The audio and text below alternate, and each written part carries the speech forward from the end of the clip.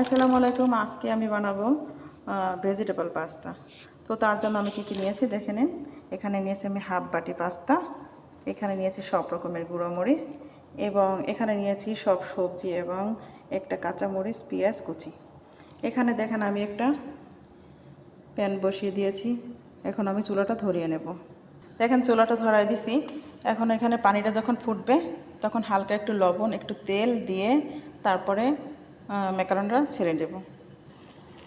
এখন দিয়ে দিলাম লবণ, তারপর দিয়ে দেবো সামান্য একটু তেল, যাতে পাস্তাটা জড়ো জড়ো না হয়ে যায়, ঝরঝরা থাকবে।